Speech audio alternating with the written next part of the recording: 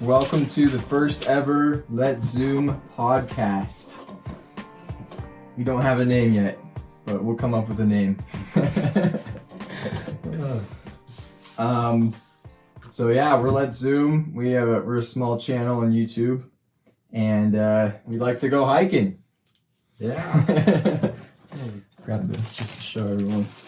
This episode's gonna have some weird audio because I was setting up with these mics and the transmitter broke. I don't know if you can see that, but it just totally snapped. The one spot we couldn't have it fall on, it fell on. So. Bummer. It's unfortunate. Gideon, why don't you introduce yourself? Well, I'm Gideon. I'm a frequent member on Let's Zoom. We've been hiking as a group together for 4 or 5 years now. We've grown up in the same neighborhood and we've all known each other for pretty much our whole lives. And one day Ray's just like, we should start hiking, and he invited me. And it's history.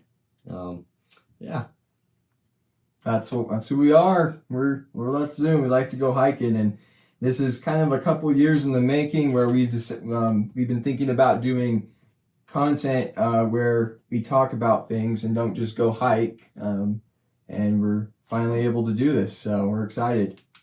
Hopefully episode 2 has some better audio quality, but so what you're gonna get. So episode 1 is going to be basically us ranking our national parks that we've been to in the Western United States. The reason why it's the Western United States is because we've only been to the West. No one wants to go to the East. And hike their hills. Nah, they have cool national parks, I'm sure, but just us living in Utah, we don't get much opportunity to go back east. And for what we do, the national parks in the West suit our abilities better, I think, and our interests. For sure. So we have a top 15 today, and we've been to 17 to 20 national parks in 17. No, I've been to 15. You've been to 15. Okay, sorry, 15 to 20 national parks. 18 to 20 because of the ones that we've been in. But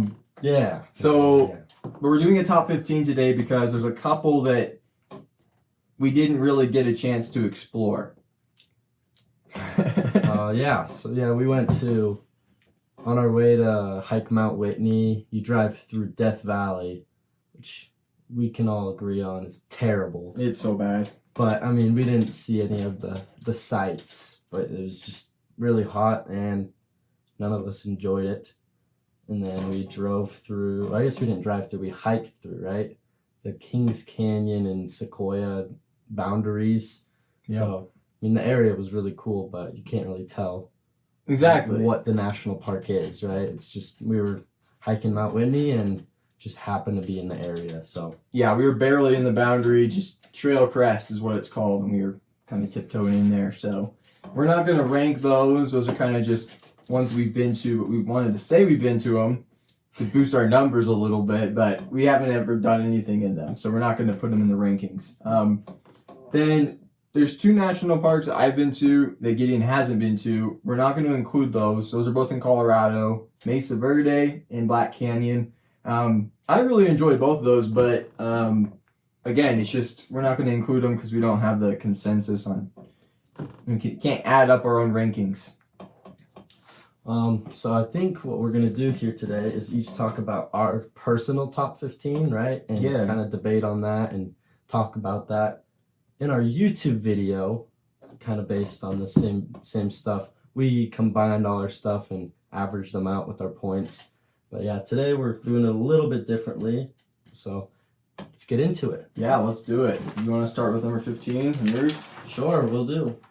My number 15 is the Redwoods in California. State and national parks. All it is really, it's really big trees, and it's really cool. It's unique because we don't have tons of trees out in Utah. And it's definitely different, and whilst I really enjoyed it, all these places we enjoyed. It's just it kind of got boring fast. There wasn't a ton to do other than drive through it, Yeah, and again, it's really just trees. So it is trees. That's the problem with the redwoods. There's not a lot to do. there is the ocean, which There is the ocean. That's a which really is cool great, touch but- they have. Yeah. But again, that's not redwoods. So they named it redwoods, and like the whole park is trees, which is cool. But again, it's kind of just based on what we like to do. It wasn't necessarily for us. It was cool, but there's a lot of cool spots that aren't necessarily stuff we would really enjoy. So my 15 was also it was Great Basin actually. was I think. Yeah, it was Great Basin National Park in Nevada. okay. And here's, I think, the problem that we're both going to run into is that these rankings are our objective rankings, where we broke down into different criteria and said, okay, this is why these are the points that we're assigning based on these, and then we just put the rankings together. But when you actually, like, Great Basin is a special national park to me, and I don't want to put it at the bottom because we go there a lot compared to some of these other ones because it's only a few hours away.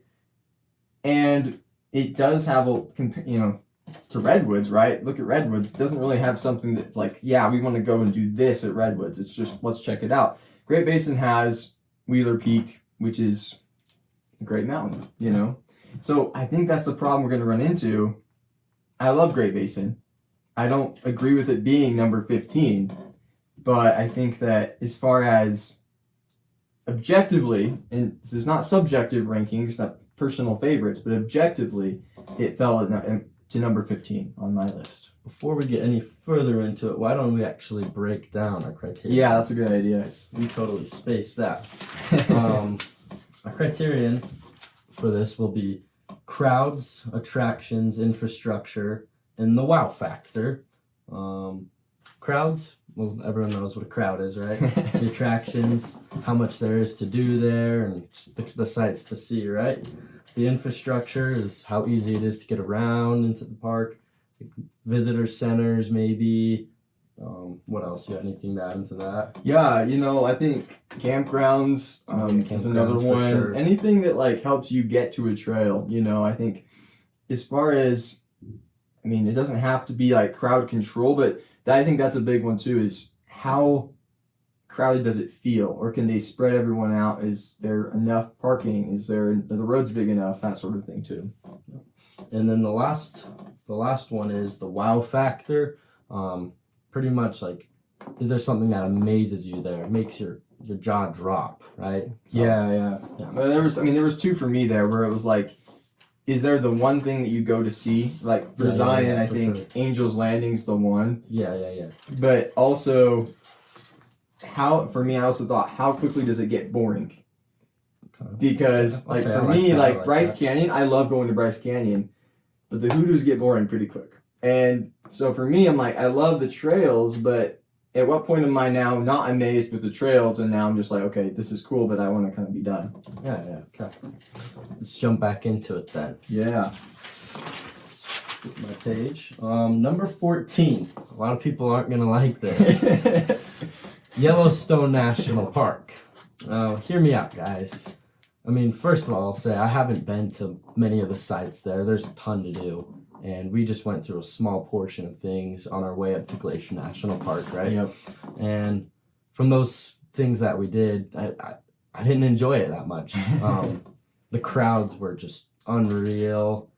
And I was just kind of underwhelmed. Yeah. But I'm sure if I were to get to the other parts of the park, right, I would enjoy it more and it'd probably shoot up my list. But for now, it's going to stay at number 14. So We're going to have to work on that to get it back up the list. I go every year, so Yellowstone's one of those where I'm like, I love it because I go every year, but at the same time, it gets old, and there's a lot of people there, and it kind of takes away from the actual experience and things to do.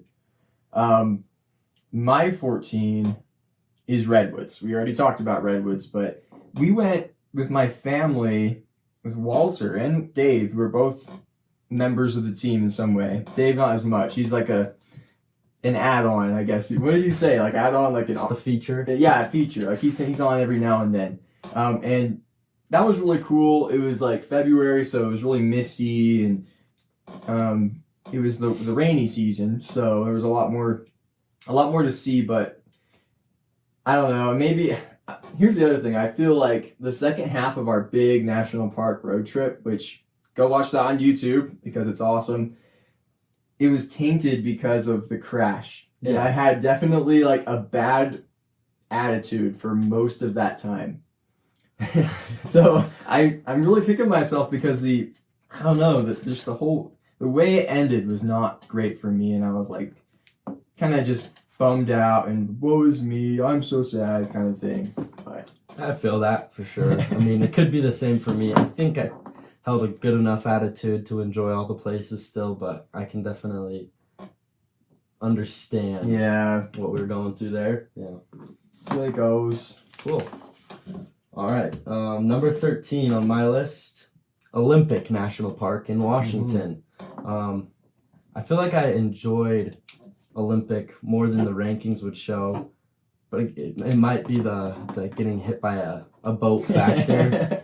Okay, explain that for people who haven't watched the video. Right before we went into Olympic National Park, a boat backed into us, took out our AC, and gave us a rough time, I guess, and limited what we could do in Olympic because we had planned on a full day and only got to do one hike. Yep.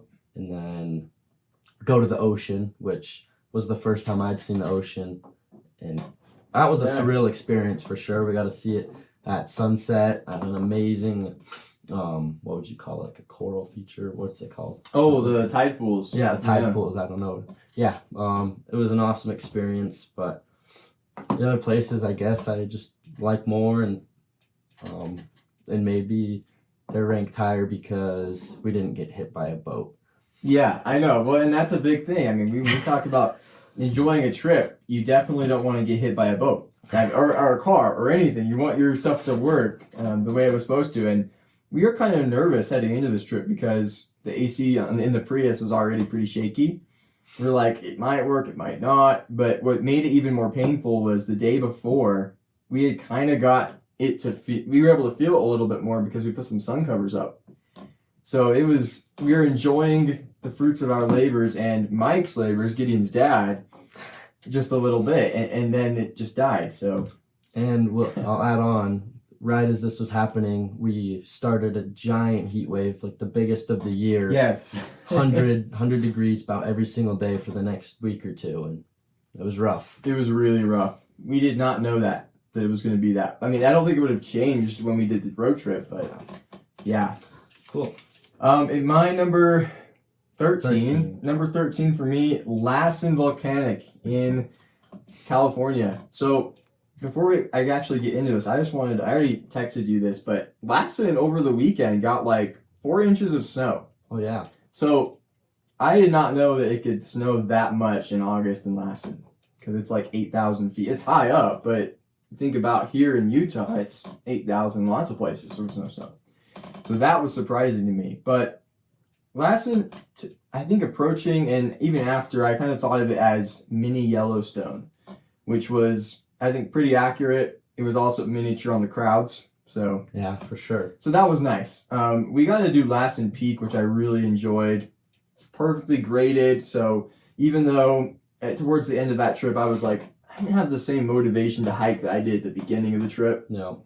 But it was still pretty good. I will say though, that there was a lot of bugs up there, and I did not like that. But I don't think that can really like taint a peak. But I'm just gonna throw shade on Lassen, I guess. Yeah, I wish we had gotten to do more in Lassen because I think there was a good amount we didn't get to see. Yeah. As we really just went up the peak and then headed out. I mean, Bumpus Hell was somewhere we really wanted to go. We didn't really know much about it, but we knew we wanted to go because, I mean, Bumpus Hell, that's an amazing name, That's an S-tier name right there. But yeah, there was some cool hydrothermic, is that what you call it? Hydrothermic features that we got to see just driving on the road. That was kind of cool. Yeah, and again, it made it feel like Yellowstone, just without the crowds. which makes it so much better in that regard, you know. And I think it would have been a little higher had we been able to go to Bumpus Hell or some of these other places, because in Yellowstone we only went to a couple spots. And I've been every year since I was born, but that doesn't change the fact that we go to the same stuff every year, and at some point it's boring. So, Cool. All right, number 12. yes, sir. Great Basin National Park in Nevada. Great Basin recently has grown on me. We find it a very underrated park, but my first experience there was going up Wheeler Peak in 2021 or 2022. 2021, baby. And since you drive up to about 10,000 and then hike, you don't really get acclimatized at all. And this was the first time I ever experienced elevation sickness, altitude sickness. And it was a pretty rough experience. Really bad cough, bad headache. We gave you a bad time too. And they were teasing me a bit. But I've been there once since, and it was a great experience. It's a really fun hike. It is. Some stunning views, some fun lakes. One of our favorite visitor centers. Yeah, I was wondering if you were going to mention that. But yeah, it's a cool place. We'll have to go back and check out some of the other stuff. We know there's like caves there, and yeah, yeah, Great Basin, baby. Great Basin. And one thing that I forgot to mention when I was talking about Great Basin is, if you're in the area, this isn't necessarily in Great Basin, but if you're approaching from Salt Lake or somewhere east of Great Basin, and you have to drive, there's only one road in that whole area, and it's the US 50 or the 6. They kind of share that road. And you have to go through the town of Delta, Utah, okay? Now, I'm going to put you guys on game here, because every time we drive through Delta, we always stop at Ashton's Burger Barn, okay? Ashton's Burger Barn is a small local burger joint that actually shares a business with Ashton Meats, which is a butchering company. So the meat comes straight to the butcher, and then some of it gets put out to their burger company, and it's the greatest burgers of all time. It's phenomenal. I mean, And What can you say? very unique as well. I mean, they Yeah. put out a new burger every month, the burger of the month, and they have peanut butter burgers for like. it's the best. You have to get a peanut butter Just- burger. They make some crazy meals, and they're delightful. They're delightful, and as a service missionary, it's even better because they give missionaries free food. So If you're ever in Delta, make sure you check it out. definitely do that.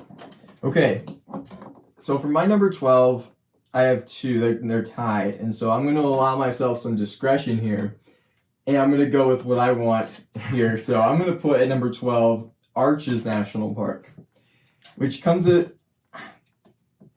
in my personal rankings, my subjective rankings, this is number 4 on my list.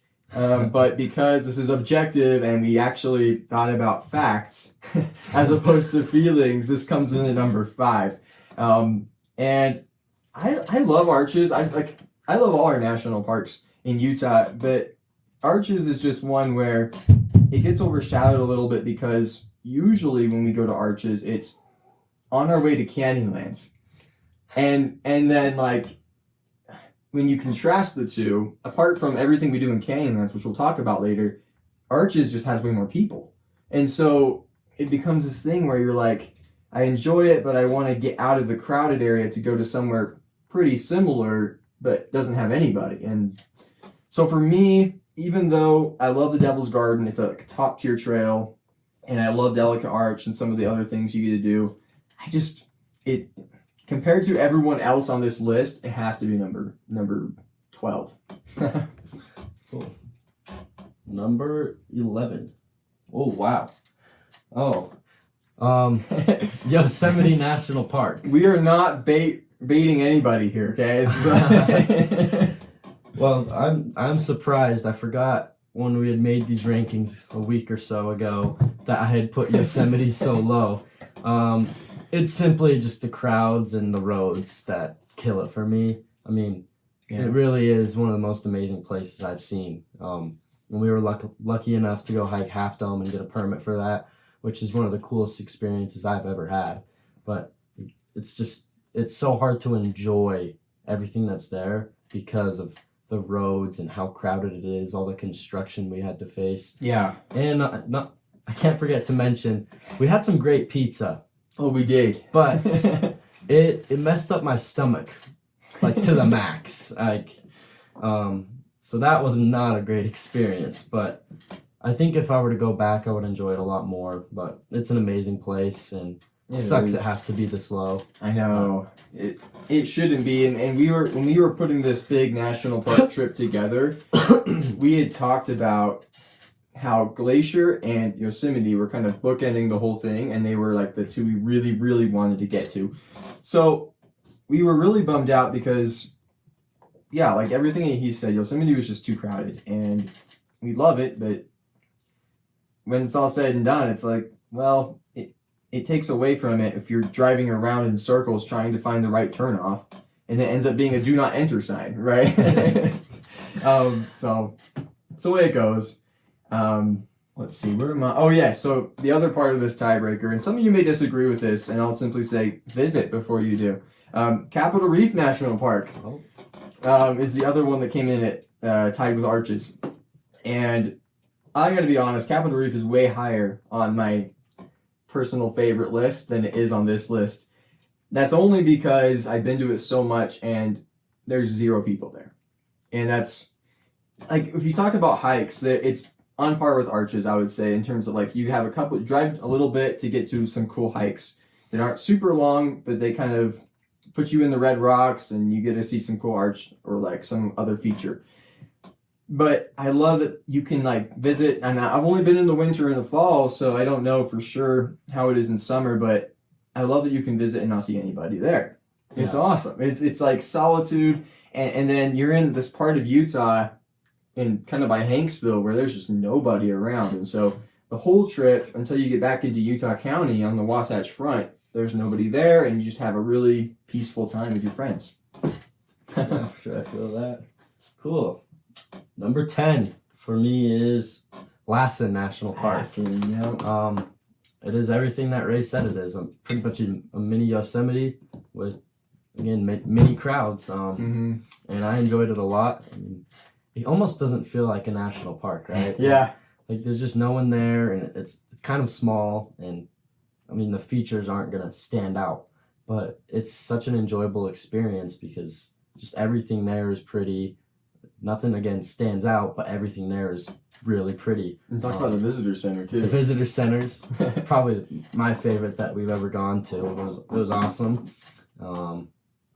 Yeah, I mean Lassen Peak was a really fun experience. It's our first volcano we've ever summited. True. Which was cool, seeing all the rock formations from the explosion up there. When was that? It was like 1915. 1915, yeah. So pretty recent, which is pretty cool. Yeah. Yeah, I mean, and the thing about Lassen that kind of threw me off was that they have this, and the whole trip I was kind of directionally challenged because we went on this loop, and then I was just tired every day. So when we came in through the west by Redding, which I hated that town. I don't know about you, I hated everything. I did not enjoy Redding, man. And then we come in through there, and then they have this like loop to the other end, and I don't know if it's like that or if it's like this. I don't really know, but it kind of threw me off because I didn't think it was a very big park, and so I didn't think it'd have a road through it, but it was really convenient. Okay, my number 10. 10? Yeah, 10. Okay, number 10. Again, I have a tie, so my discretion is what I'm going to use here. And I don't think Gideon's going to like this, but I'm going to put Rainier at number 10. And I know Rainier for a lot of people is their number 1. And I see why. Like, we went in July, the beginning of July, so there was still a lot of snow. But we had a great time. We were able to, glissade and see some cool stuff. And I've seen other parts of the park on shorts and other things where they go and, it's like green, it's like Switzerland out there. And we kind of got a glimpse of that on the whatever trail we went on. What was that? The Panorama Trail? Panorama Point. I don't know. It's some kind of trail. I don't know. It's a really popular one. Isn't it Panorama? We went Panorama Point. Yeah, that's the trail we went to, or the point we went to. Okay. And that was like the part of this loop we did. So, anyways, that was really cool, and yeah, we got to slide a lot, which we love sliding on snow. It's really fun. Walter does not, but we did. But the thing that kind of turned me off was the crowds. I think that's a given though at Rainier, and even with the timed entry, which we snagged somehow in Coeur d'Alene the night before, it was still so crowded. And like we're trying to get around this visitor center, and there's people here. It's like when you're in the shop, you're in like this like merry-go-round where you have to keep moving because there's more people coming in and like wanting to see the mugs that you're standing in front of, So for me, it kind of dropped, but also we didn't go to Sunrise. Yeah. Skyline, that's the name of the trail, Skyline Loop. Skyline Loop. But yeah, Sunrise is the other part. We didn't get to go to that, so that's probably why. I'm sure if I went another time, I'd like it more. But cool. Number 9, Bryce Canyon National Park in Utah. To me, Bryce Canyon, I'm surprised it ranked this high, but it's because, again, we used facts, not feelings. But Bryce Canyon, it's really cool. I mean, the hoodoos they're really, really unique. I mean, you don't see anything like that anywhere else. But they get really boring. I don't know why. Like, they shouldn't. And yeah, like I acknowledge that every time I'm there. It's like, these are so cool, but I don't want to be here.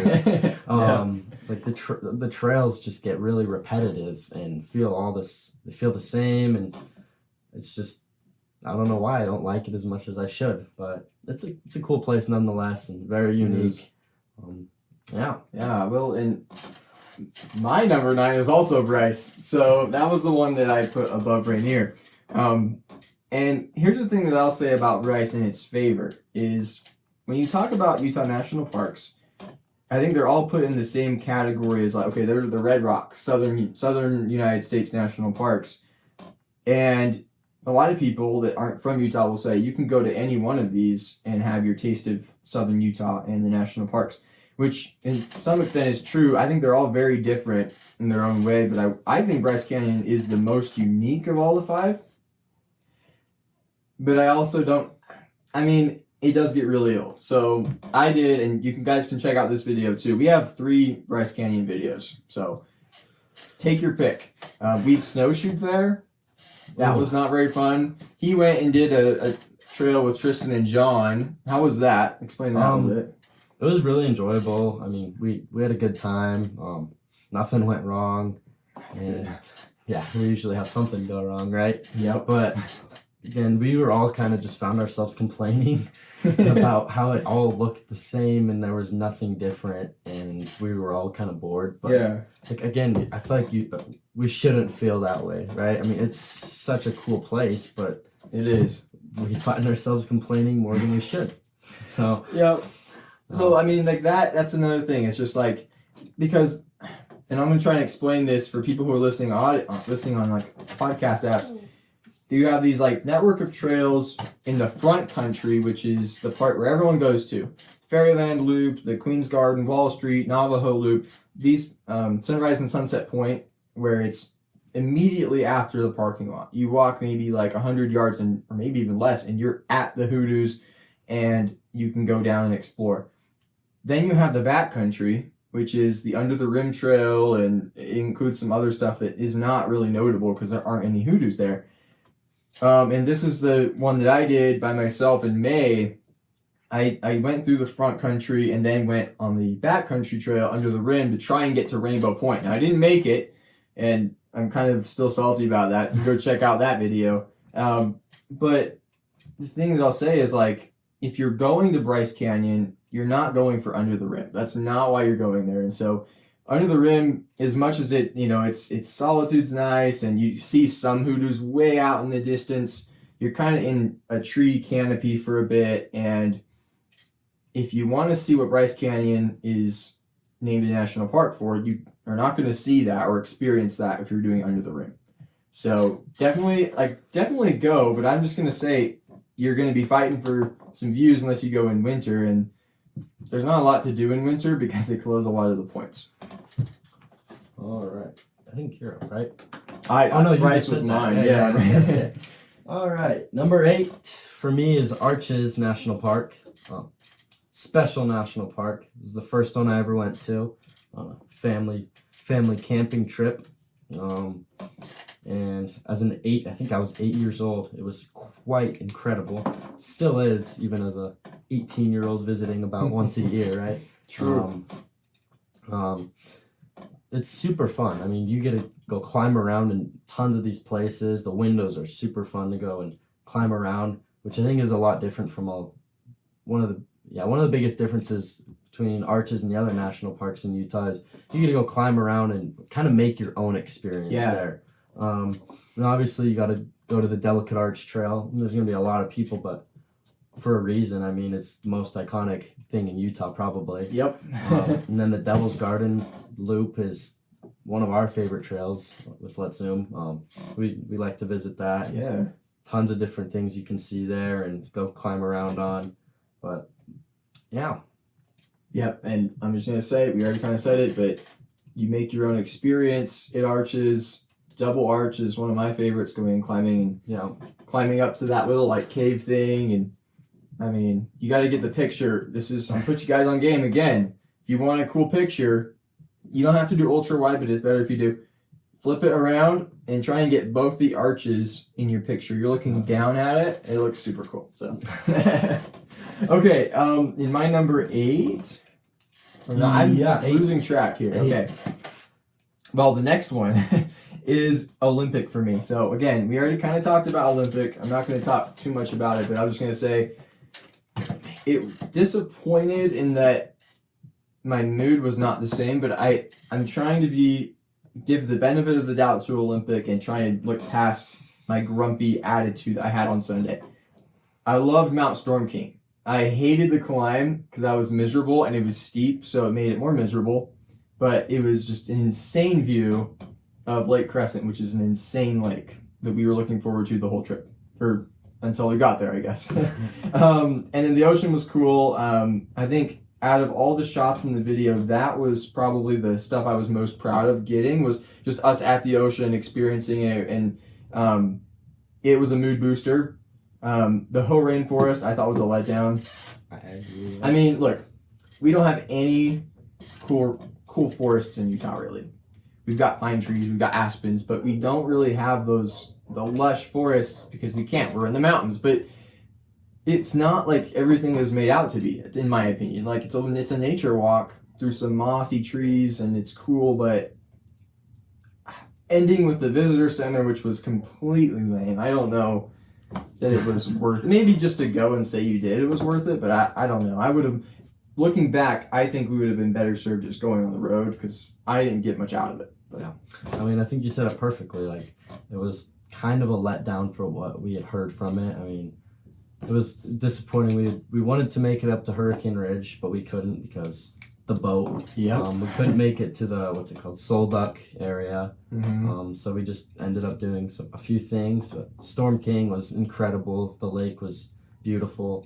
And the ocean was a real mood booster for our trip. But yeah. Again, it's the ocean. It's the ocean. For me, it was more than the ocean, but after that, it's just the ocean. It's just the ocean, yeah. So, all right.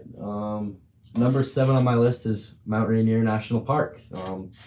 Ray kind of said everything there is to say about it, but you get some stunning views of the Cascade Mountain ranges. I mean, you get to see Mount Adams, Mount St. Helens, which is really cool, and Mount Hood way out in the distance. So it's really cool seeing all those snowy volcanoes. They're very, very cool looking. It's true. It's super pretty and super green. Lots of snow, waterfalls all over the place. Oh, yeah, I forgot about the waterfalls. Yeah, and sliding down all these places. They were kind of like, tons of people had been sliding, so it made like an actual slide. Yeah, it's like indent in the snow, and so yeah, you had like 3-foot walls on each side while you're sliding down. It was really cool. But yeah, Ray kind of said all there is to say about it. Really, really crowded. Probably the most crowded place we went. I'm sure if we went to the sunrise part of the park, maybe there's a little bit less crowds, and we'd enjoy it more. But it's a really cool place nonetheless, and I enjoyed it a lot. Yeah, it was really good, and I'd love to go back.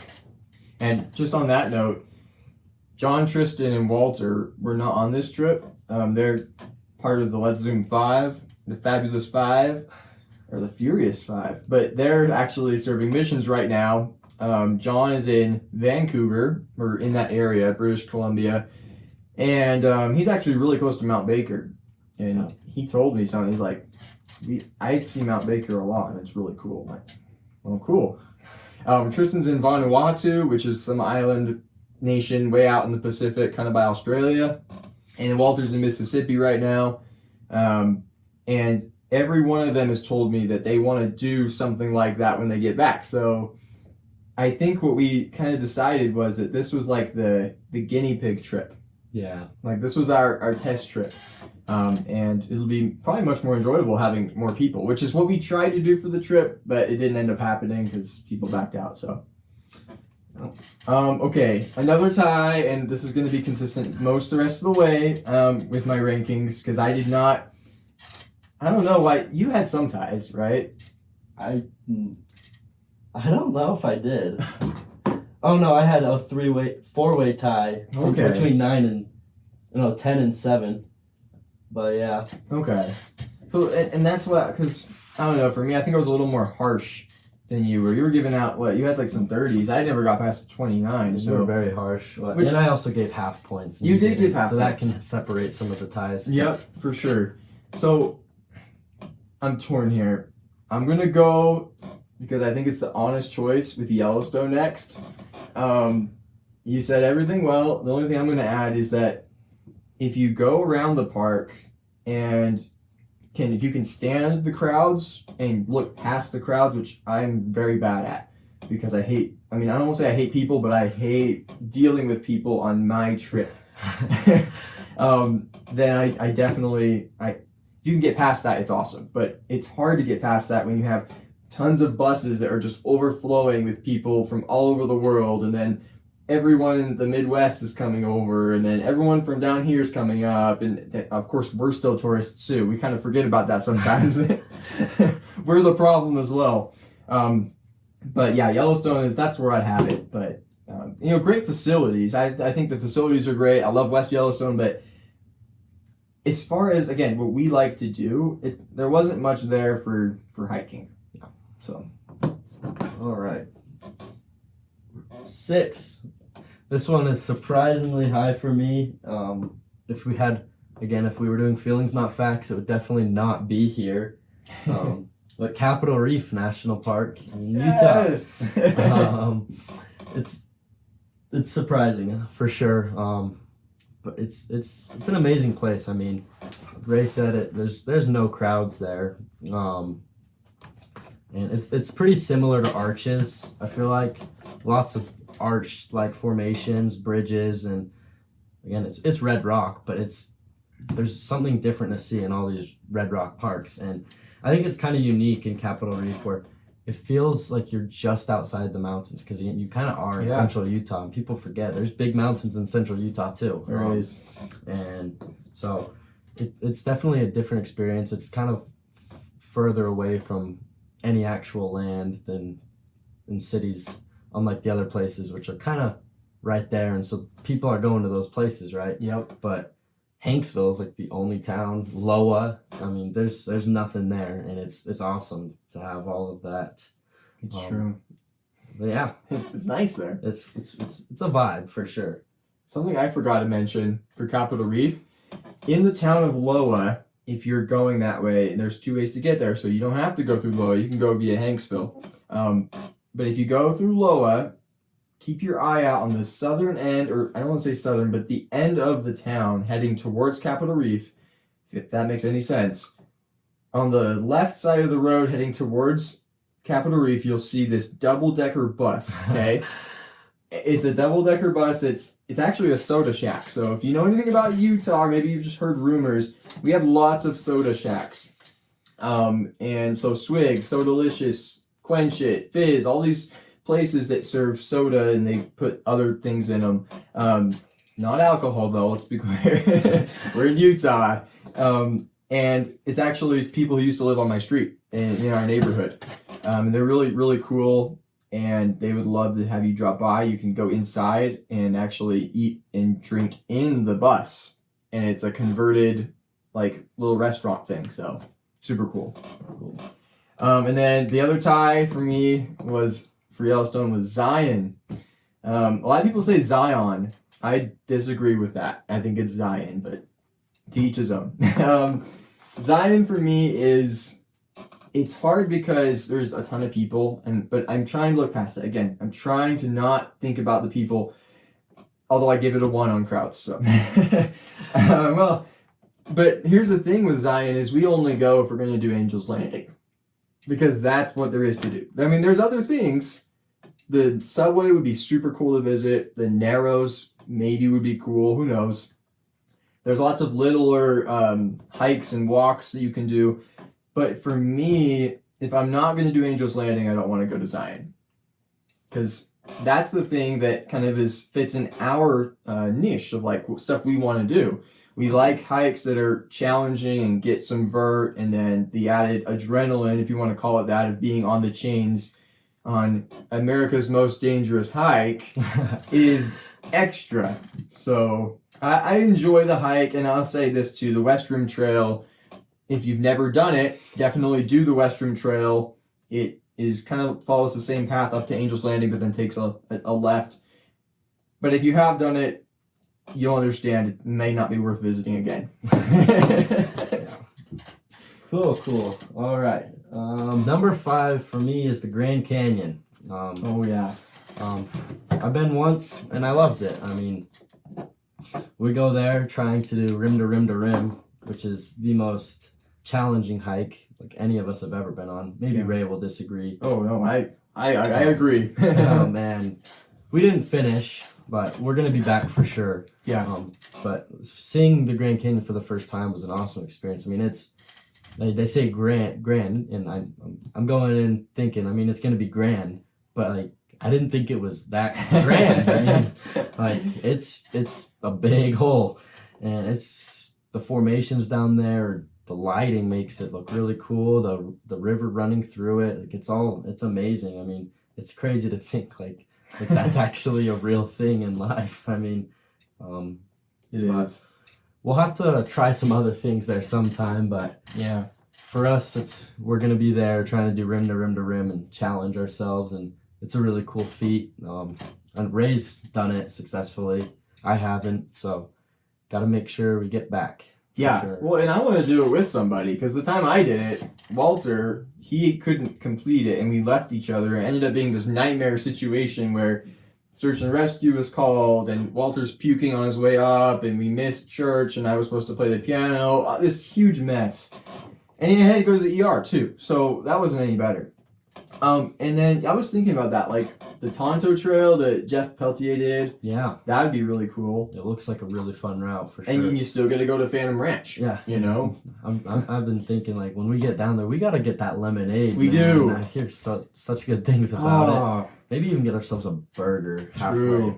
I feel like we've never had an experience where we've got to like eat good while we're in a hike. I know. It'd be fun. And the thing is I've been to the bottom 4 times, and I don't know if it's just I don't look for it, but I can't find the place where it serves. Yeah, I feel like when we were down there, we were kind of looking, but I'm sure if we looked a little bit harder or asked around, we'd figure it out.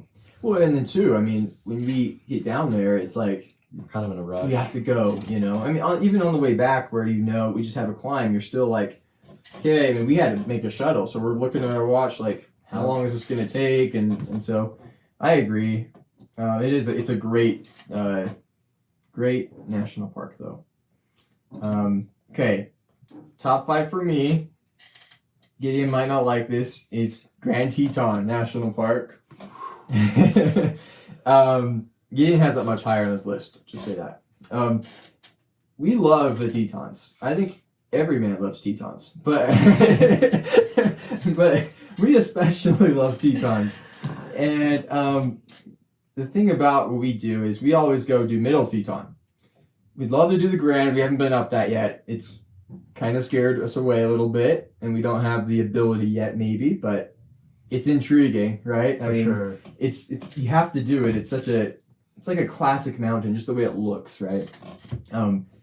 But we've done Middle a couple times, and it's been wonderful. But until this trip that we took, we hadn't gone and done anything else, and I think for Gideon and I both, it shot up the rankings just because it was so much more diverse than we had ever been able to know because we'd only done one hike, you know? Yeah. So, I mean, Delta Lake, that's the number one for me. I love that because it's a steep hike. It's not too bad, but it does have some vert, especially at the end. But that crystal, well, I wouldn't say crystal clear, but it was like a turquoise, just striking. I mean, it was awesome. Right under the Grand Teton. And then getting in, you got to do that. If you're ever, I mean, I don't like cold water that much, but I don't think anyone really does. But it's just getting in, and then you feel great after. And it's just something to say you did. So Yeah. I'll leave the rest for you to talk about because I know you love. Yeah, I'll talk about it later. Yes. Number 4, Zion National Park, Utah. Ray kind of said it. There's not much to do if you're a big hiker. It's for the average person that wants to just go and enjoy themselves, walk around a little bit, and just be in a beautiful place. I mean, it's great, but the cliffs, the formations, it's all really, really amazing and stunning. But we're going to do Angel's Landing. Yeah. The West Rim Trail, it gives you a different look into the canyon for a brief portion. It has some really cool views, but after a good minute up on that trail, it kind of gets boring. There's some really boring sections. And when we went, muddy, not well maintained trail, but very much. We'll have to get there and try the Narrows or try and get to the subway at some point because those look amazing. But yeah. Well, that's one of my favorite episodes. Is actually when me and you went and did the Western Trail. It was really fun. I mean, it was our first time, so that's why I enjoyed it a lot more than the second time I did it, which happened to be solo. So maybe that's why too. But okay, number 4. This is a 3-way tie. Wow. So let me pause here for a sec. Okay. Oh, that's not even close. Yosemite, number 4. And again, I'm no feelings involved in this pick whatsoever because if there were, it would not be in the top 10 for me. Yeah, I did not enjoy Yosemite. I enjoyed Half Dome. That was awesome. I didn't enjoy the end of Half Dome, but that's my own fault. So I'm not going to blame the park for that. And actually, the 2 people who helped me from the National Park Service were super cool. So shout out to Jonah and Kobe because they're awesome. I'm not going to say go try and meet them, but if you end up unfortunate like I was, they may help you and they may spawn out of nowhere like Jonah did and just be right there willing to help. So one thing I was a little disappointed with, well, first let me talk about the good stuff. I enjoyed Glacier Point. That was probably the highlight. I mean, apart from Half Dome, but Half Dome just, man, that end kind of tainted it for me. But yeah, Glacier Point's just awesome. You get a great view of the valley, especially Half Dome, and into some of the other parts of the park that don't get talked about as much because they're just not, they're not in the valley, so they're not as important maybe. But I don't know. I was intrigued that there's a 13,000 foot mountain in there. Like, yeah, that's way cool. I love that. You should mention the Sequoia. Oh yeah. Okay. So this is something that kind of boosted it on the last day. We were debating, do we just go back to camp? Gideon's stomach was in shambles, and we both were kind of just tired. And at this point, it's the last day of a 12-day trip. So we're like, let's just get to camp and leave. But we didn't. We went to the Tuolumne. Okay, here's the other thing. I do not know how to say this name, but Tuolumne. I know I'm not saying it right. Yeah, Tuolumne. I think that's closer anyway. It's a grove of sequoias, and we'd never seen sequoias, so that was really, really cool to see. You get to climb in a couple. They're massive. Like, I was in awe the first time I went to the redwoods, and I was in awe the first time I saw a sequoia, because they're both massive in their own right, and I think just seeing a tree that wide is just unbelievable. Yeah, for sure. I mean, I could not. And then now here's the thing I will say bad about Yosemite, okay? Apart from the crowds and the roads, which we already talked about, I felt in the valley I couldn't get great views of very much because there's so much trees. It's like, I mean, I don't know. What do you think? Were you able to find good views? Like, I think if we were to get out of the car and try and like you saw there was a couple places where there was some meadows. Like I think there was one right by El Cap that was like a meadow that if we got out I'm sure it would have been really cool. But yeah, I kinda agree. The trees blocked your view a lot of the time. They weren't big trees either, just tall enough just to block everything. But I'm sure if we got out of the car and moved around a little bit, we would have seen more.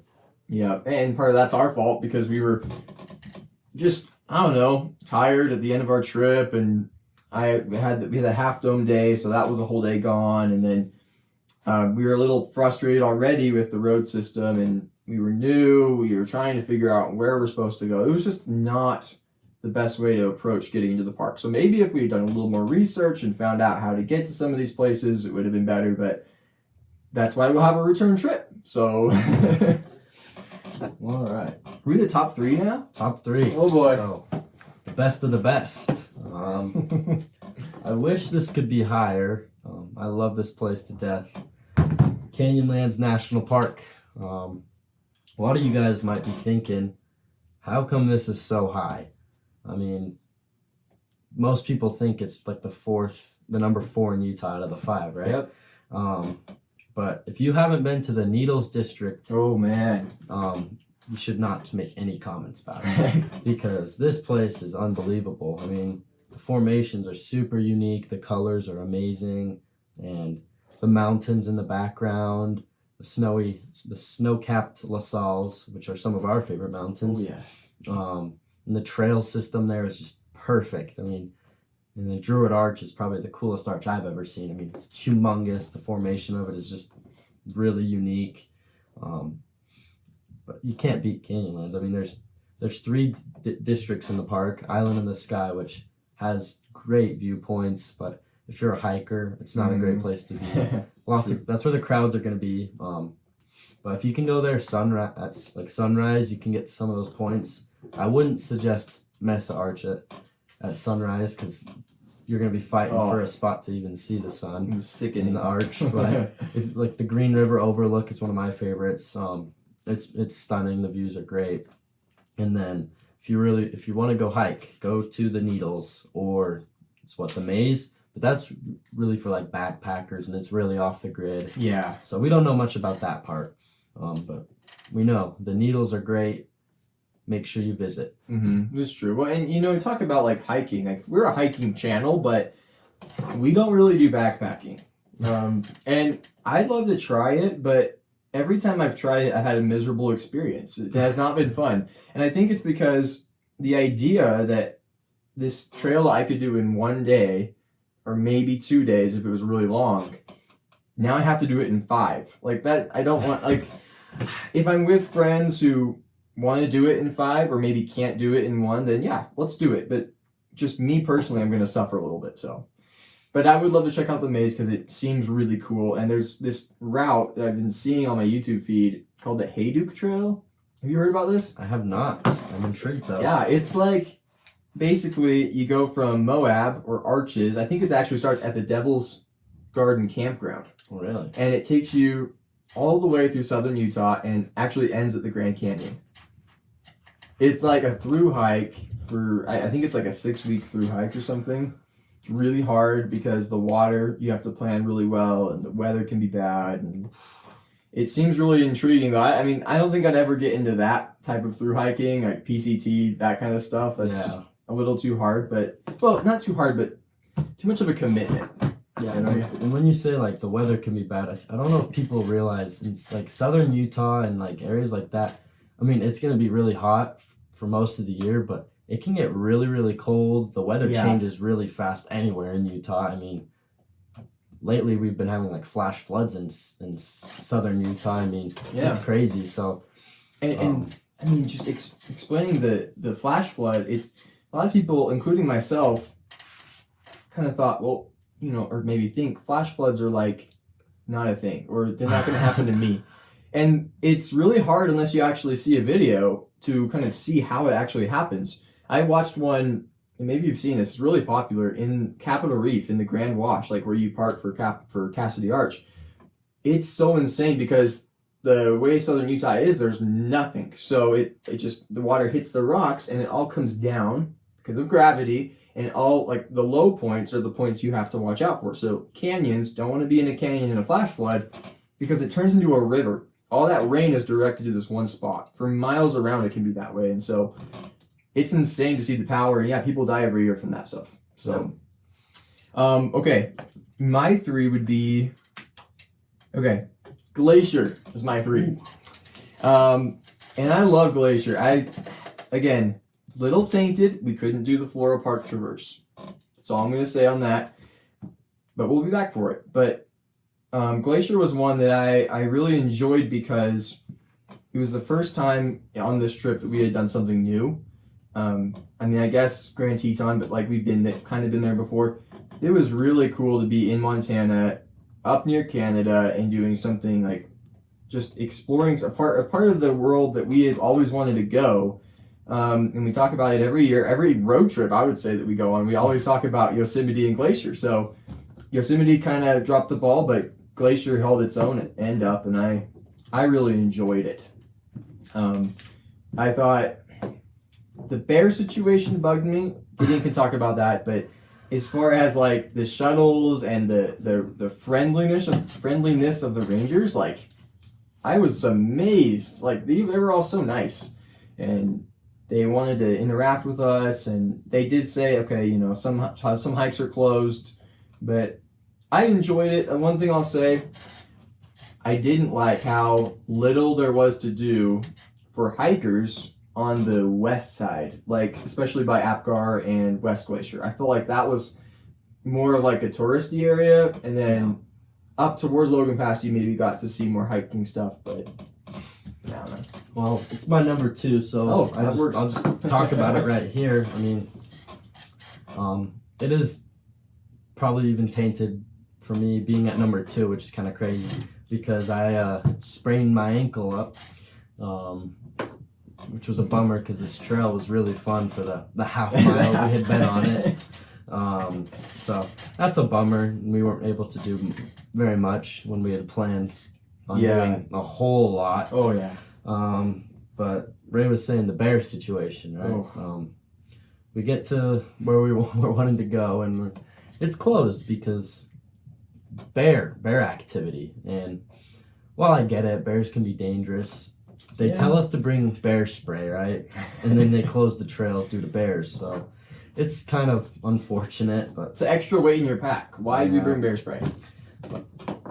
It's whatever. But like these mountains are just incredible, and it's so green. And we got fortunate enough. Like we were so fortunate. We on our drive there, it was dumping the whole day before, and so when we came in the next day, there was waterfalls, like extra water. Oh yeah, coming off the cliffs everywhere. I mean, it was incredible. All the roads were just wet from waterfalls, not even the rain, because we got pretty good weather. It started off pretty cloudy, which kind of made it cool in its own way. Yeah, right? yeah. And then it cleared up, and it was really sunny, and all the water coming off the cliffs, like it was unreal. I mean, couldn't have asked for any better. But I would suggest going in.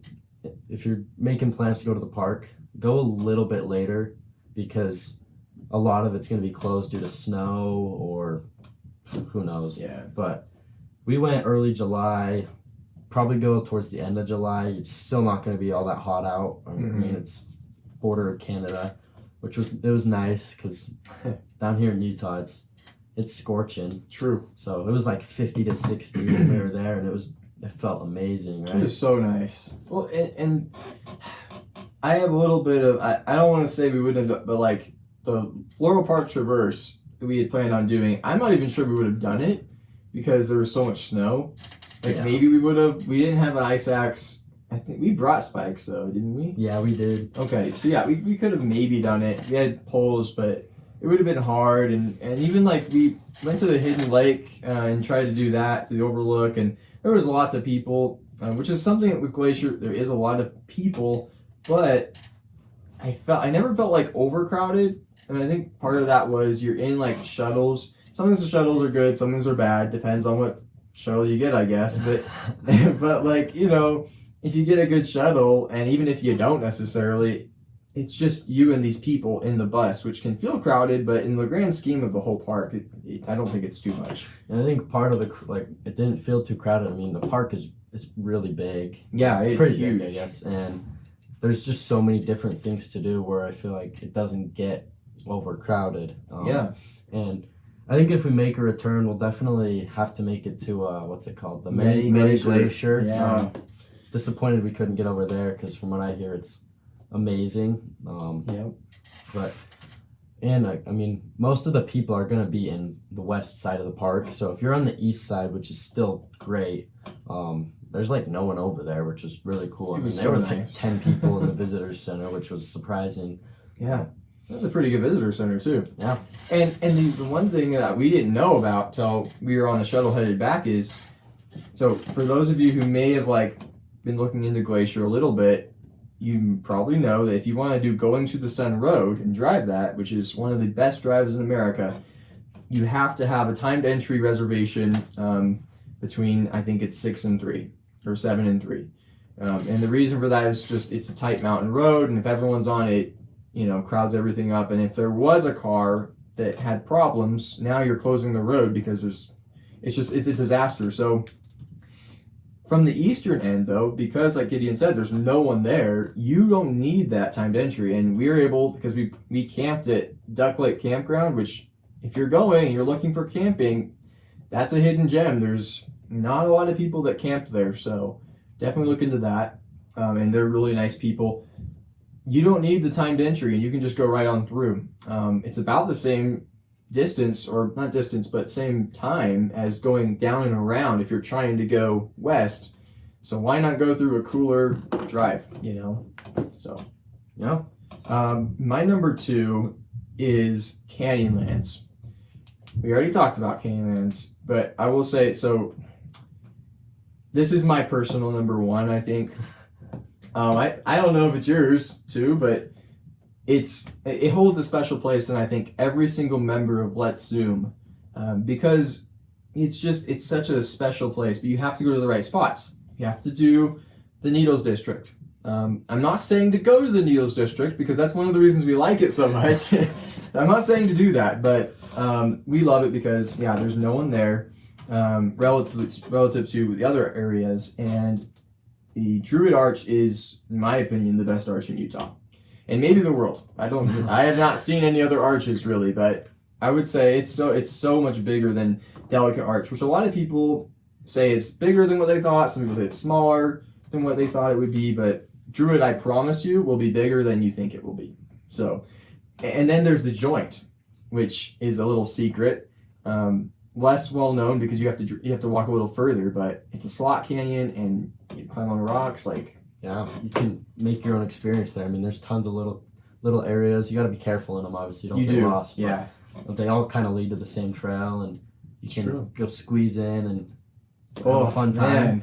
And then That was fun. There's also the spot where the lights just get in that one rock, and you can always get the really cool pictures. Oh, I love that spot. You climb around. There's tons of places There's lots of big giant boulders you can climb kind of in that area. Yep. And the thing about the Joint that never gets talked about with any video I've seen is, okay, this is going to sound a little dumb, but what I'm going to say is I feel like when you're in the Joint, it doesn't feel claustrophobic enough.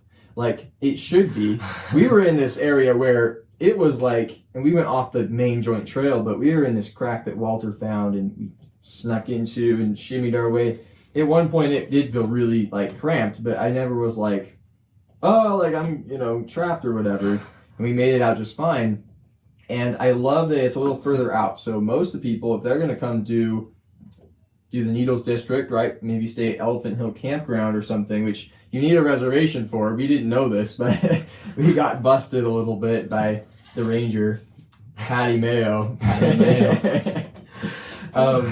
But most people just do the Joint, or not, the Druid Arch. They'll just do Druid Arch because it's right there. It's a lot closer than going up and around to the Joint. But that's a really fun 16, 18 mile hike that has 2,000 feet of vert. It's not very tricky. It's just a long hike, right? Yeah, and it's like arches in that you get to choose your own adventure in some parts. And there's scrambling and stuff. Island of the Sky is like the Arches of Canyonlands because it's a lot of the same vibe of you're driving to these different these different points. Some are viewpoints, some are hiking trails. They're not very long, but there is cool stuff to do. It's just if you're gonna go to Moab area, go to Arches. If you're gonna choose between that or Island of the Sky, but if you're looking for a bigger adventure, definitely head south and check out the Needles section. I would say it's really cool. I'm sure there's plenty of other stuff in the Needles we haven't even gone yeah. to, right? I mean, I'm pretty sure there's a couple other major trails. I guess not major because not a ton of people are out there, but there's so much to do out there I that think you just, get down to the Colorado. yeah, like you just wouldn't know about unless you're there, right? So make sure you go to the Needles, but don't go. But don't go to the Needles. But if you are interested in the Needles, go. We'll keep you guessing there. All right, my number one is Grand Teton. Honestly, I mean, if you were like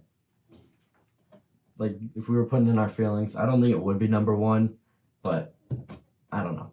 It's tricky. All these places you could put at number one just because they're so great. Yeah. I don't know. This kind of is like it doesn't work with what I was just saying, but I have like just this weird feeling when I'm there that just like is different from other parks where I don't know. It's just a feeling. Yeah. And like it's just such an amazing place. You don't get any mountains like that anywhere. I mean, they're so unique. They're so steep, and every time I've been there, it's just been a phenomenal experience. It's really what I like about the park is you get these mountains that just shoot up out of the ground. Then it's kind of flat, and then you go across the other side of like the main roads, and it's just like super super green and flat. And then there's a major river that runs through like the middle of the park. It's just so pretty. The wildlife there is great. But we'll have to make it to the Grand Teton at some point. True, we do.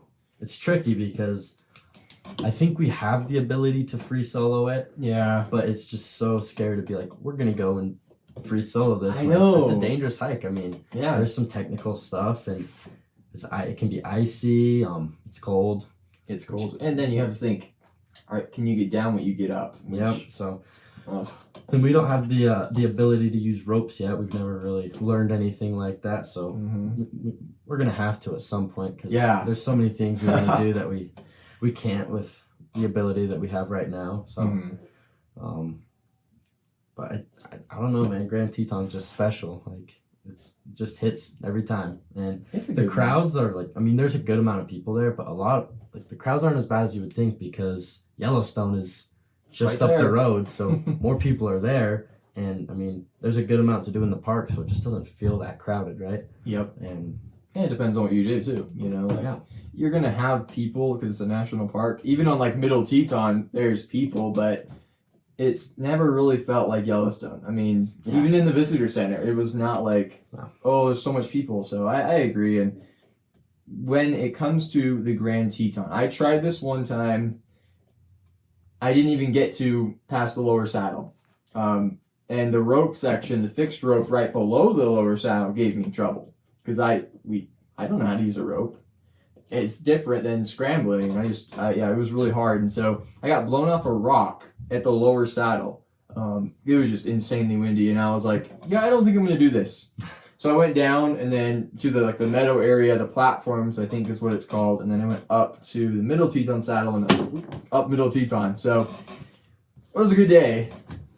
But yeah, I agree. It's a scary one to think about. And someone in my family died. They were climbing it. So my mom especially was like, don't do that.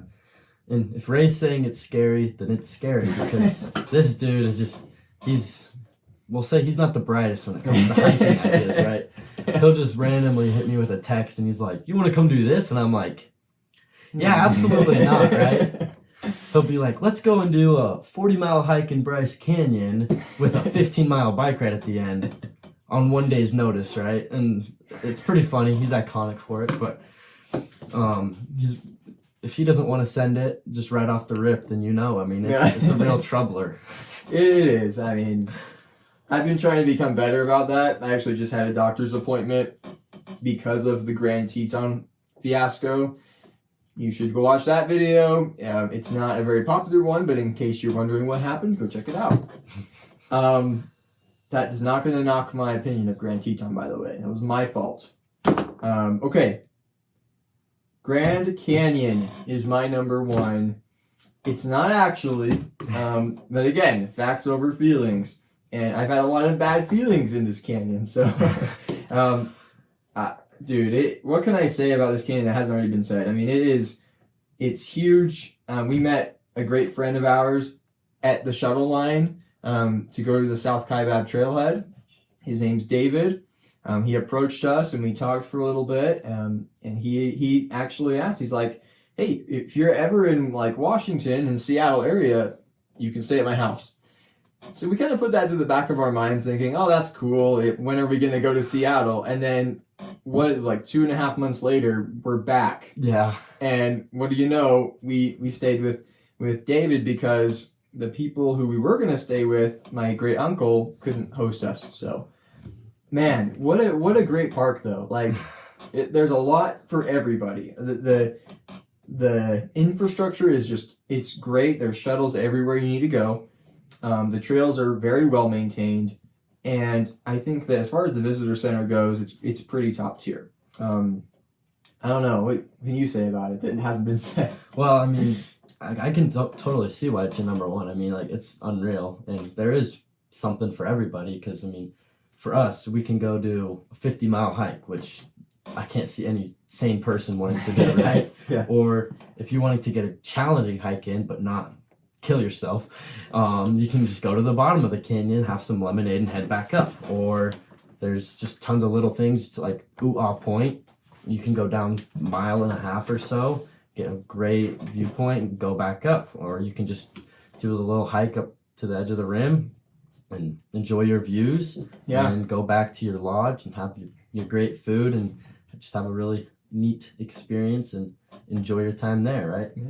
And I mean, I've only been there one time, so maybe it'll bump up in the future or shoot down. But we had some bad weather, real bad weather. Man. We were camping and it was about 18 degrees, which is kind of crazy because when you think about Grand Canyon, it's in the desert. You think, man, it's gonna be hot. Yeah. It kind of goes back to what I was saying earlier. Like some of these deserty places, you get real troubling weather that you don't think about. Yep, you never would think snow in the Grand Canyon. Yep. Right? And we had snow, and we woke up with like 2 inches of snow. Like it was like, oh man, dang it. But you know, it's there's something for everyone, and I think that's why it's such a popular national park.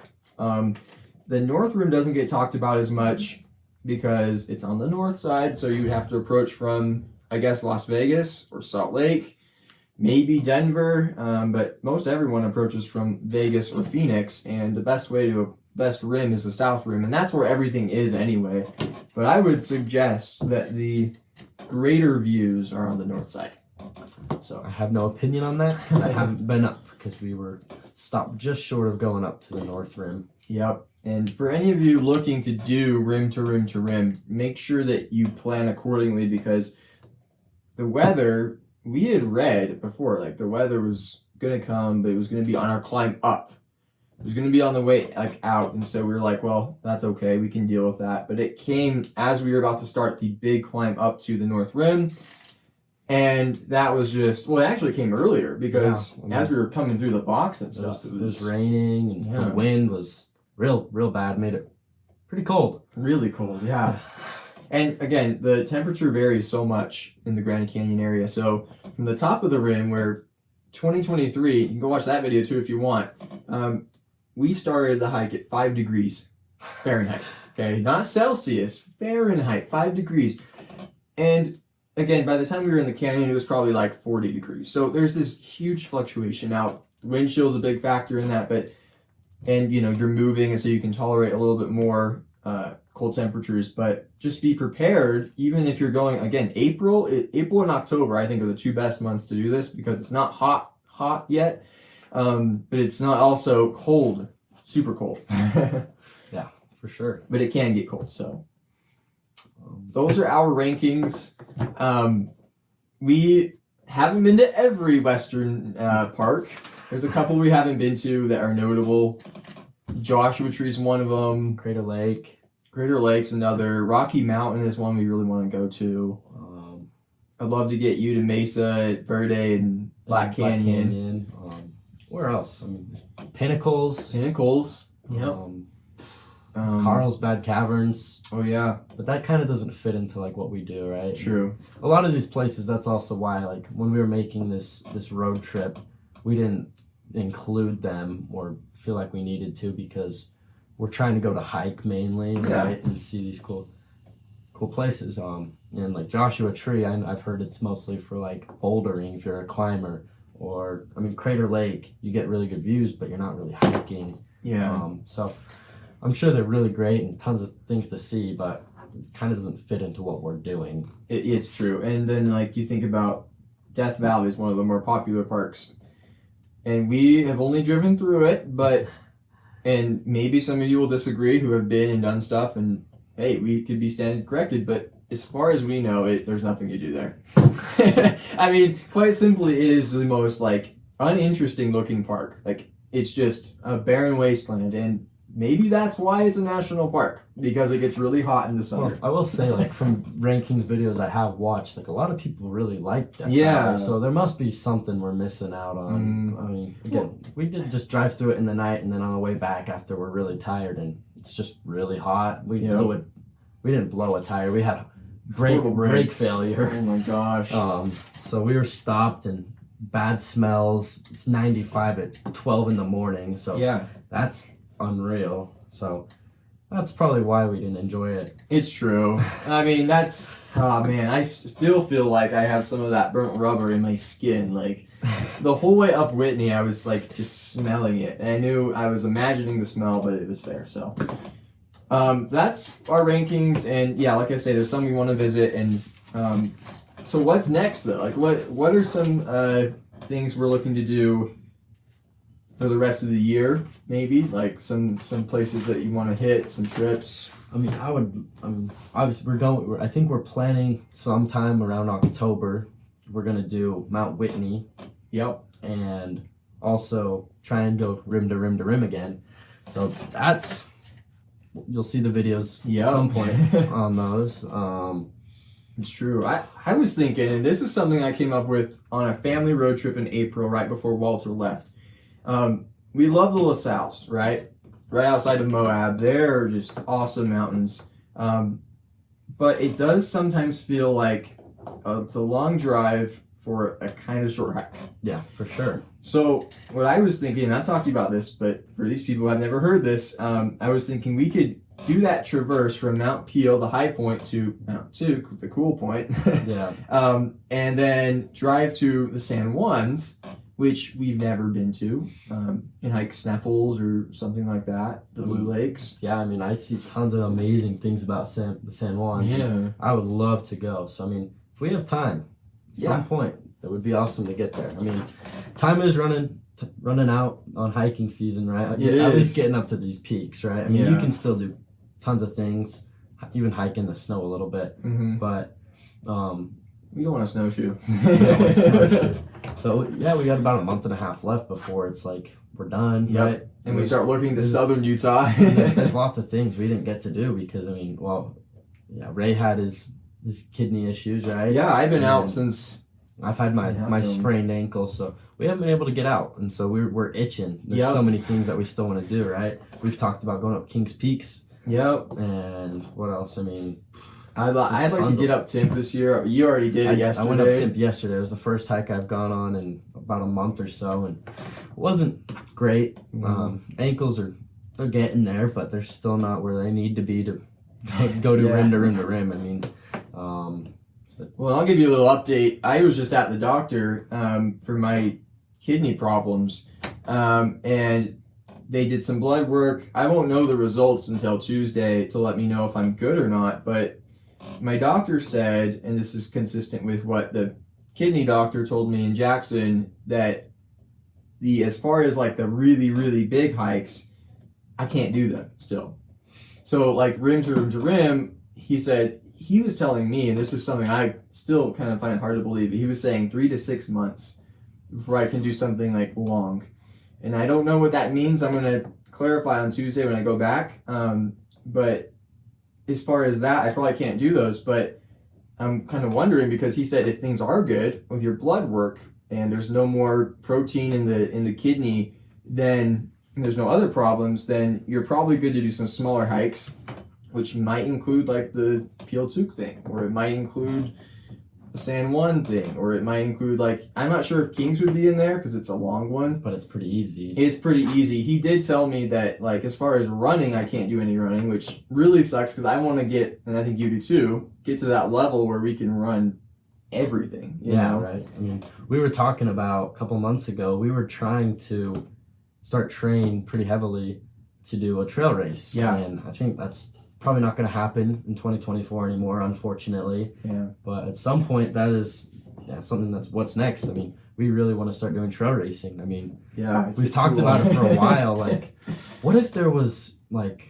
hiking races? Like, Yes. we didn't know we didn't know it was an actual thing, and then we were just like, wow, that's cool. We should do that. Exactly. So I mean, it's definitely way ahead of we're not on that level at all. We're not. But I think we definitely can be. Mhm. We're skilled in the mountains, but these guys they're on another level. They're on another level. And we have to, it's not just that you have to train harder, but you have to know about your body and like find out nutrition, what works, what doesn't work. Yeah, I mean, And you need a crew. I was going to say like, well, if you were going to train for something and I could, because you have to enter these lotteries at times. I was like, well, I can't run, but if you were still going to do it, I could be your crew member, you know, and like, help you out. Fortunately, I'm not in running True, you're- condition right now with these darn ankles. Yeah, your ankles are. don't seem to get better. Yeah. But that's kind of what's next. That's so again, reason why we haven't been posting a lot of like episode content is because his ankles, my kidney, we haven't been out. But we still have shorts coming out every now and then. And again, we got Whitney coming up middle of October. Maybe there's a trip here in September that we can take and look to the winter time towards Thanksgiving, Christmas time. We're going to be going to the national parks again probably. Yeah. So maybe we'll go somewhere new. You never know. maybe. I'd love to. It's just not much to do when it's snowy out. I'm sure we could find something. But I mean, another thing, I would love to go up to Rocky Mountain and go to like Longs Peak. Yeah. Longs Peak, hang out with our friend Benson. Yeah. Actually, did you hear Benson is back down? He's living in Utah right now. Really? Yeah. What part? He's, do you know Tate Bradshaw? Yeah. I'm pretty sure he's living with Tate. Oh, wow. Yeah. So. Big time. You guys don't know these people, but there are some of our friends, so very cool. Well, thanks for joining us on the first episode of the Let's Zoom podcast that we have yet to name. We'll come up with something. Yeah. Maybe it just stays Let's It Zoom could be the podcast. Let's Zoom podcast. If you have any ideas, definitely let us know. Make sure you follow us on wherever you get your podcasts. If you're not subscribed to Let's Zoom on YouTube, make sure you do that. There may be some social media content in the future. It might be. We've talked about doing like an Instagram or a TikTok or something like Yeah, that. for so. sure. Any way to branch out and grow our following. Let's Zoom, baby. Zoom.